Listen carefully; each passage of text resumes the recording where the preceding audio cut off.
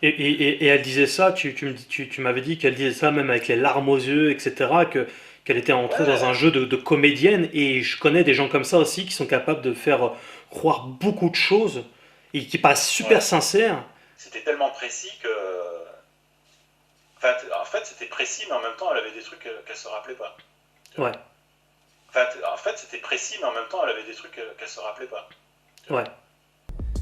Près de 60% des enfants abusés ou violés développent une amnésie partielle des faits et 40% d'entre eux une amnésie totale qui peut durer de longues années avant que la mémoire leur revienne. Enfin, en fait, c'était précis, mais en même temps, elle avait des trucs qu'elle se rappelait pas. Tu vois. Ouais. Une étude d'un psychiatre américain montre ainsi que 38% de ces patientes qui ont subi des abus sexuels dans leur enfance sont amnésiques 17 ans après les faits. Les spécialistes expliquent désormais très bien ce phénomène. Sans entrer dans le détail, j'en suis d'ailleurs incapable, on sait que des événements insupportables peuvent être occultés, remisés dans une partie du cerveau, appelée l'amygdale, contrairement à la mémoire quotidienne qui est abritée par l'hippocampe. Lorsqu'elle est libérée, cette mémoire émotionnelle fait revivre les violences subies avec la même intensité que lors de la survenue des faits, même s'ils sont intervenus des années auparavant, voire même des décennies plus tôt. Que plus les faits de violence sexuelle apparaissent chez des enfants en bas âge, plus il y a des mécanismes d'amnésie traumatique. Ces mécanismes, on peut considérer quelque part que ce sont des barrières de sécurité qui permettent à la personne de continuer à vivre. Comment expliquer qu'une proportion importante de femmes victimes d'abus dans leur enfance présentent une amnésie? C'est cette sidération qui fait que...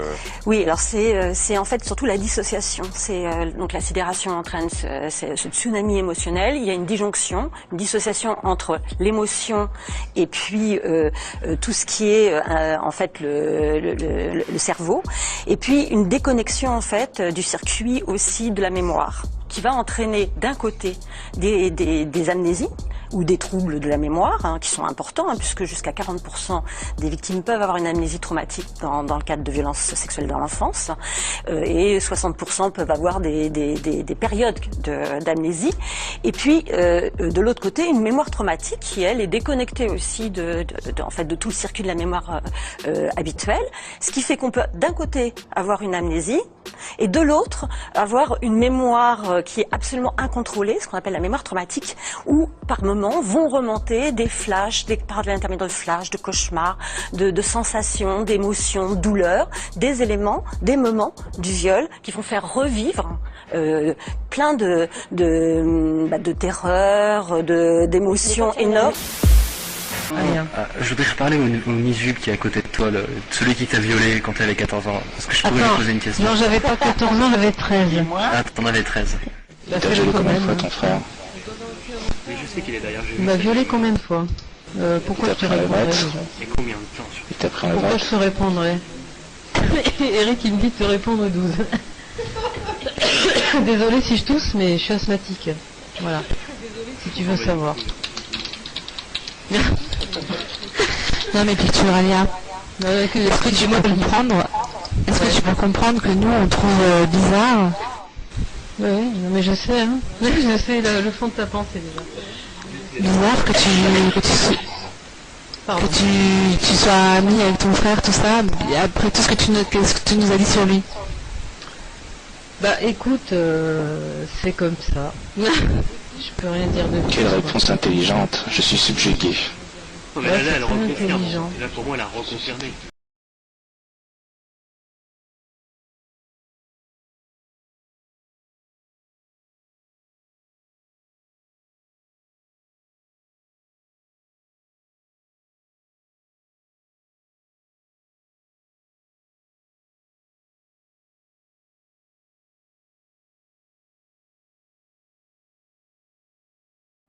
Quand on installe une violence extrême, à la fois on va dissocier la victime, donc il va plus y avoir d'émotions chez la victime, et on va aussi dissocier ses propres émotions. Il y a beaucoup de victimes de violences qui sont traumatisées, dont on peut penser qu'elles vont pas si mal, parce qu'elles sont complètement dissociées. C'est-à-dire que si vous restez en contact, soit avec le lieu, le contexte, ou avec l'agresseur, et ça c'est fréquent, à ce moment-là, vous restez dissocié. Donc vous êtes déconnecté de vos émotions. Donc vous pouvez paraître aller pas si mal. Et ça, c'est un élément essentiel pour la non prise en charge des victimes et le fait que personne n'a peur pour elles. C'est que plus elles sont en danger, plus elles sont dissociées, moins les gens vont s'inquiéter pour elles.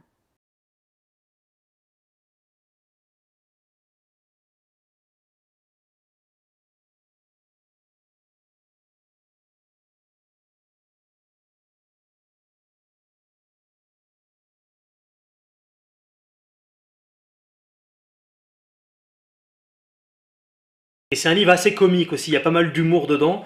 Donc, ah oui. Et Ils vont s'en servir de ça, tu vois.